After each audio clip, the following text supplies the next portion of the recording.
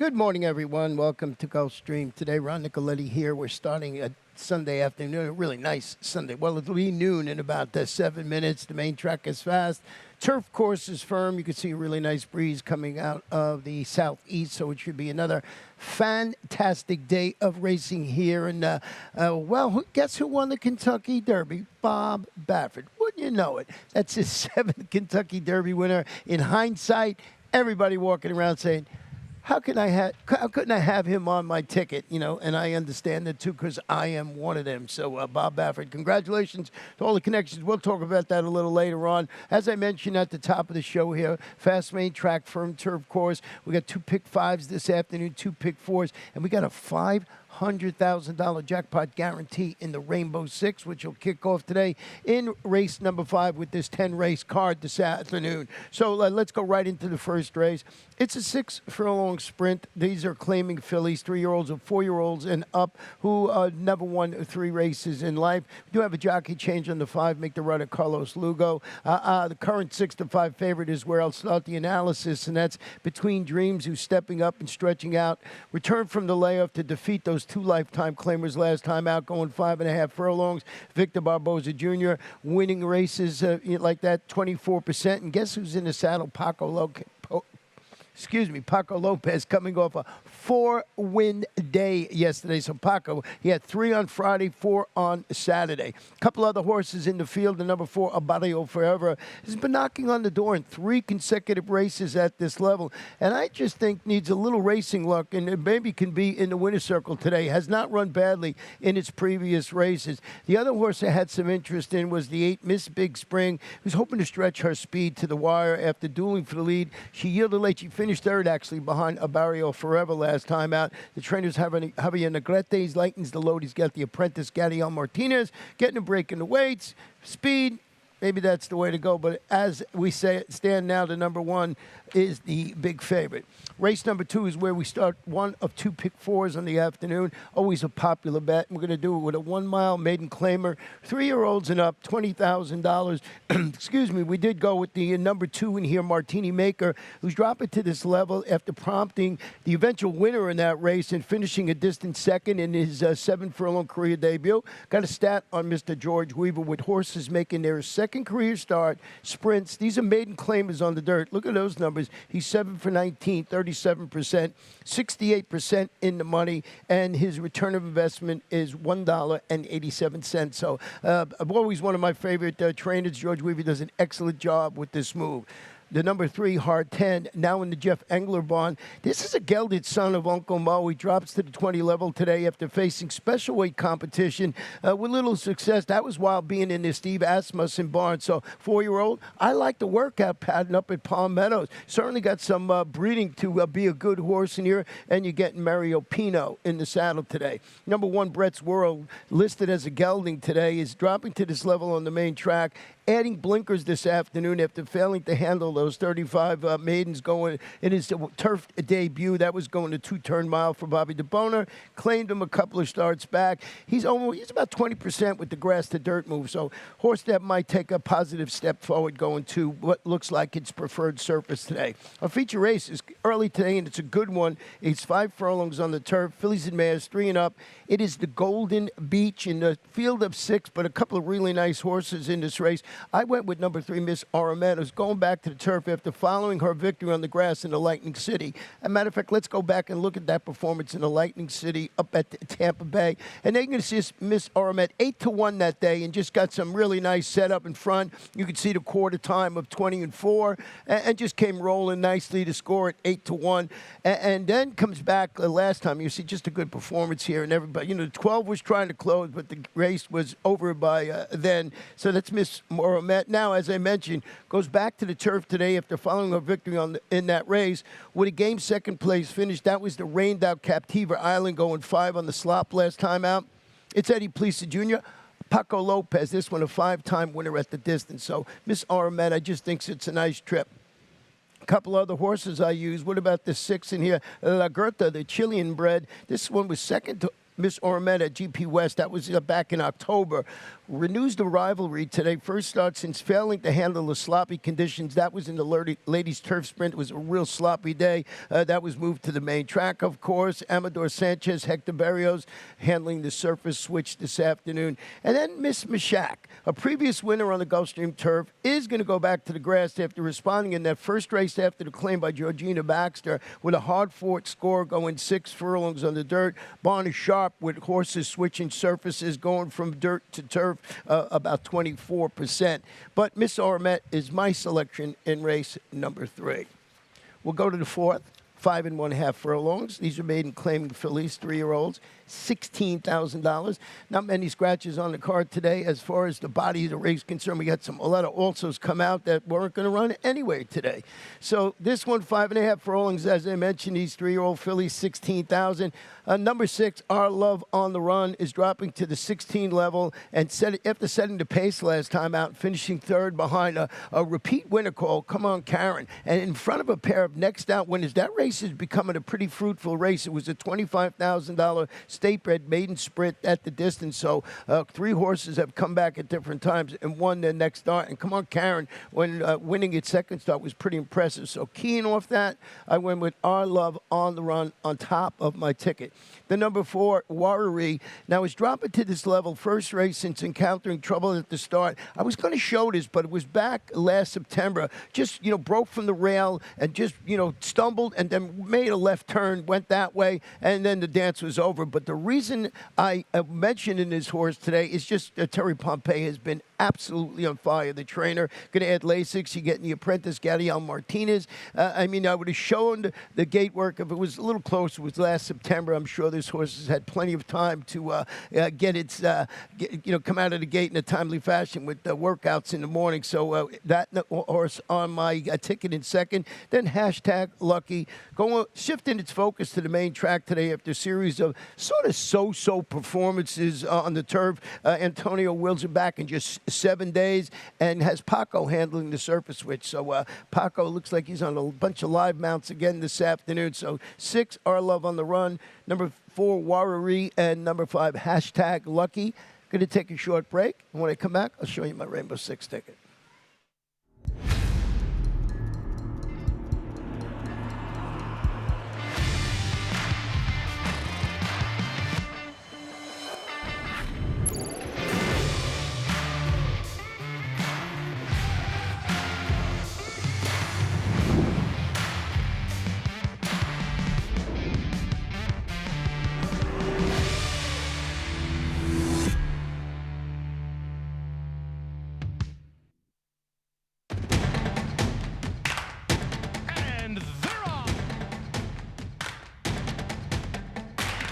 In the 2-path. Ground off first inside. Race.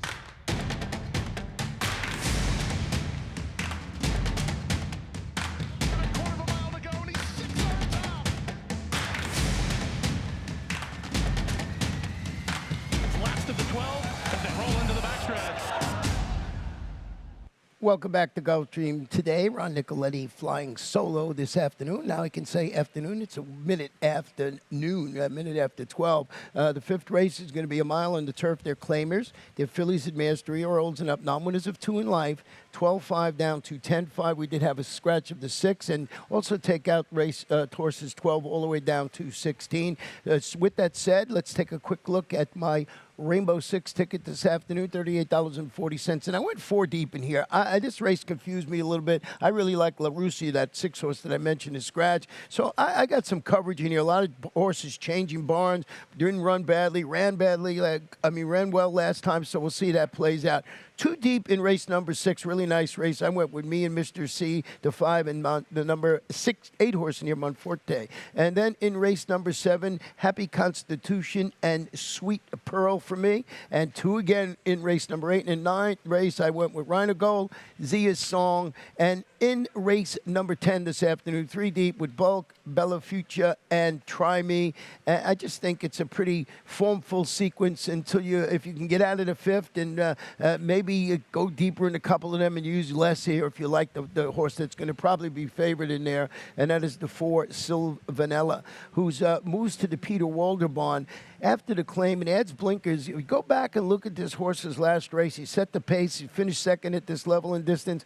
Paco Lopez in the saddle. If you want to play devil's advocate, Peter doesn't do that well with turf horses first off the claim, but this horse ran so well last time out, I think it's a moot point. The number 1, Hurricane Breeze, is going to the Armando de la Cerda barn and it breaks from the rail today after setting the pace and getting beat a half length as the favorite at the same level and distance. The new connections have Jose Morelos top the inside speed play here. This one's going to be on the engine. Ran pretty good last time out. That's Hurricane Breeze. Then number 7, I'll Do It My Way, is wheeling back today after prompting the pace and finishing third behind aforementioned Hurricane Breeze last time out. Ronnie Spatz going to go with Edwin Gonzalez. Edwin Gonzalez just joining us here this summer. Pretty good rider. He's got a bunch of wins already at the early part of this meeting. Race number 6 today. 1 mile on the turf, starter allowance 4 and up. We would start it for $35,000 or less. So, as I mentioned with my Rainbow Six, I did use the 5 Mr. and Mrs. Me and Mr. C and Monforte, but I want to go back and show you this performance of the number 4 Noble Indy last time out. We're going to show the start, number 11 that day, and you just see this horse. The jock almost went over the top, just had that little bit of trouble. So then we're going to switch, to the 8th pole, and I thought this horse finishes a game second. Now, no match for the winner in this race, who is Saif, who's become a multiple winner, but I just thought that the 11, Fought on Bravely, would not let the 8 horse, First Primo, go by for second, so I thought that this horse was pretty game to hang on to second there, and as I mentioned, no match for the winner in there, but held on to finish second, and of course, Noble Indy, logical choice in the race because trained by Safi Joseph Jr., and you're getting Hector Berrios. With that said, I had this one a little further down on my ticket because I really like the number 5, Me and Mr. C, who drops. Going to turn back this afternoon to a mile after reeling off 3 consecutive victories at Tampa, which includes the score in the 9 furlong, $110,000 Turf Classic up there.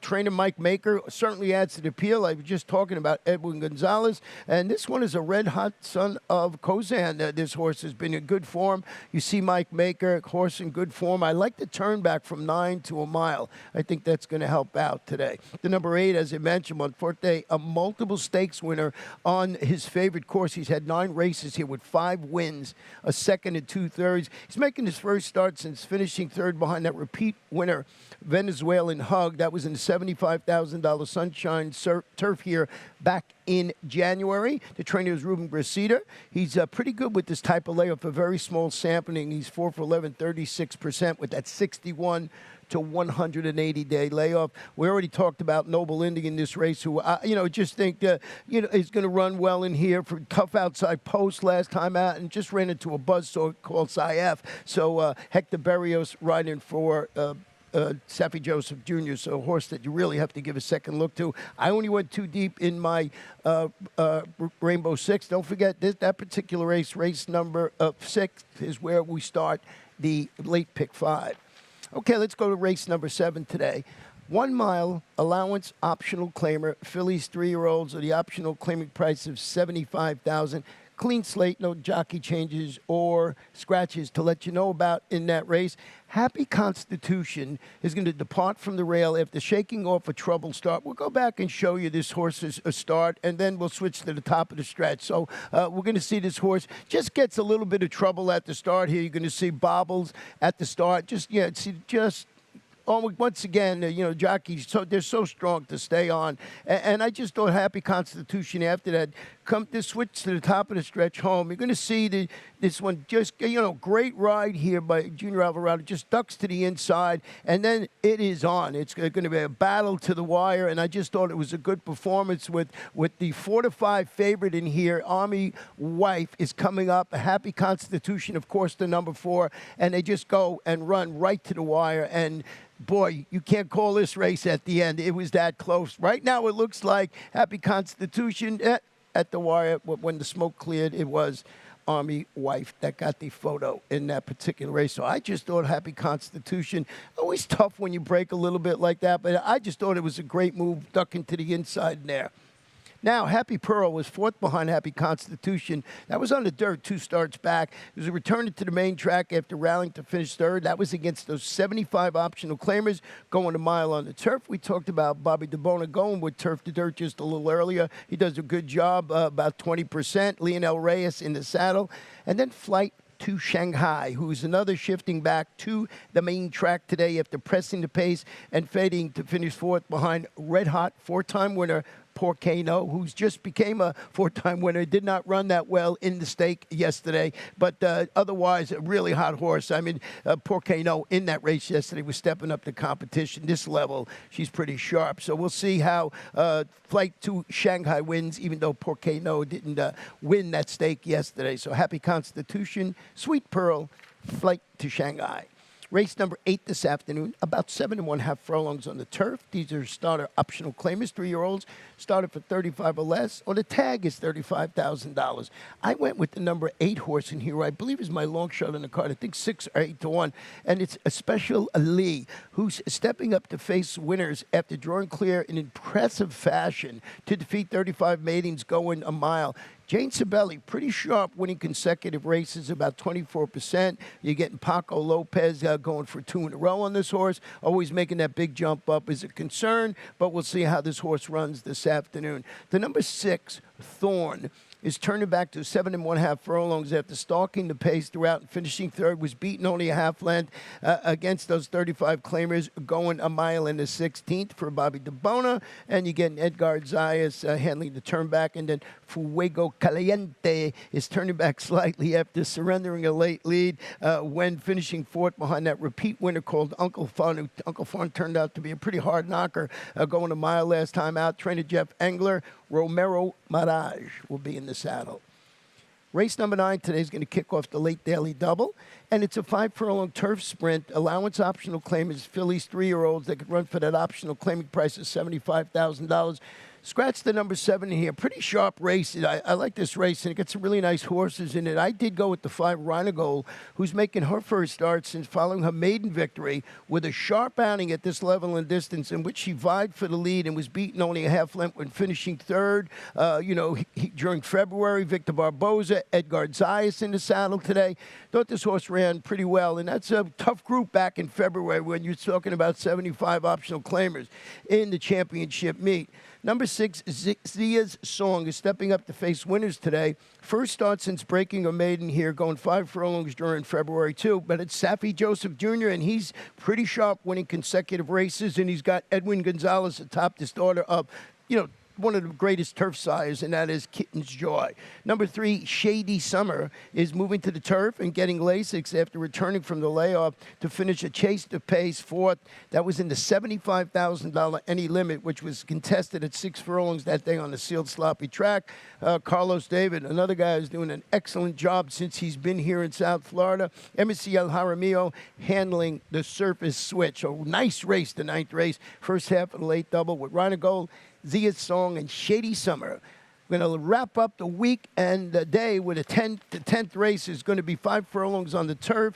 Maiden claim is 3 and up, $16,000. We scratched the 1 and 12 on down in this race. And I'm going to start it off with a Bulk who's dropping to the 16 level after failing to show much in his $50,000 career debut, going 5 furlongs on the turf.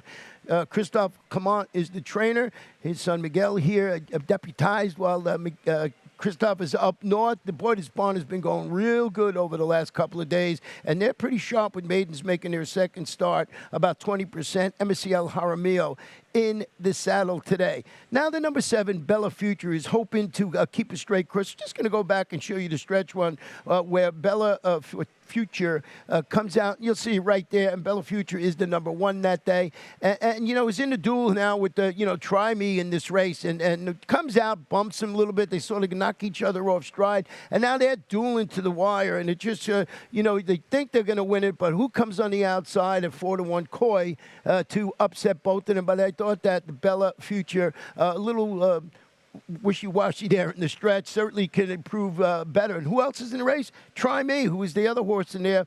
That was the one who was bumped by Bella Future at the furlong marker last time out. Finished that neck in front of him when they crossed the wire. Coy had won, but those two were just ding-donging it down there, making it second career start. Only Lionel Reyes will be in the saddle today. So that's how I see the 10-race card this afternoon. I'm going to take a short break, and when we come back, we'll have the lightning round.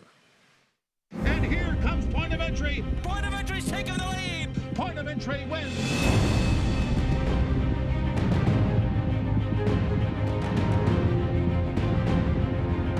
Plaku Parfait is finishing hard along the inside. Plaku Parfait takes out the Derby.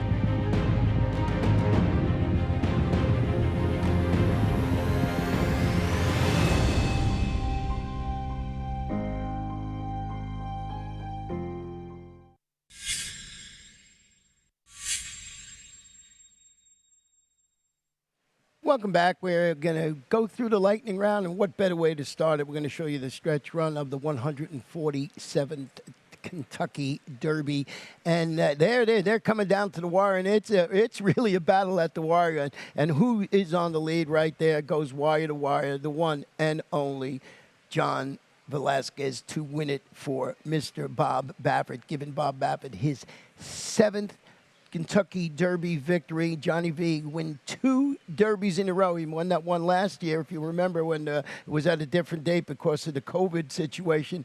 And Johnny is leave. Those connections out at your peril, certainly. So a really good race in there. But we had some interesting races here yesterday. And one of them I want to show you is a 2-year-old that was making its debut called Trust Our Journey. This one by American Pharaoh, trained by Carlos David, and was just so impressive. Just cruised under the wire. So we'll see this Florida bred down the road, I'm sure. And just, never had to ask. The 5-0 Kidodon already had a race under its belt, so close to be second. But I just thought that was a good performance, 2-year-old. So always good to mark those down as the summer progresses. You never know. We had really nice horses here last summer make their start, so we'll see how that plays out. Interesting story, and I did a fun one about Jinx Fires. He is 80-year-old, and he won his another race. He's won 44 years in a row. He's had at least one win at Hot Springs, Arkansas track. So unbelievable. So congratulations to Jinx Fires. So he's had a win there every year for 44 years. That is amazing. All right, and as I mentioned, we had some good races here yesterday. Let's go through our 2 stakes here. We're just going to show you the stretch run. We're going to show you Well Defined winning the big drama first, and there you see Well Defined. Nice horse, just went and just knew you got the 7 furlongs. You see the 6-horse Mercedes Boy. I think 7's a little too long for that horse. So Well Defined, even money, and rightly so. Just thought it was a good performance. And the other one I just wanted to touch on was the Honey Rider. And boy, Con Lima, that was the one I mentioned that Porcano was in the race, but Con Lima, nobody was beating Con Lima on this day at 4-5 with Mr. Paco Lopez in the saddle, and just cruises to victory in there to win our second stakes on the day. So we had some good races. Of course, there was some good races in Kentucky, and we got 10 good races here today with a fast-made track. Firm turf course, over 50,000 already in the early pick 5 pool, super high 5. Check that out, $3,200 plus. Going to take a little break. When the horses come back, I'll come back. See you then. And they're off.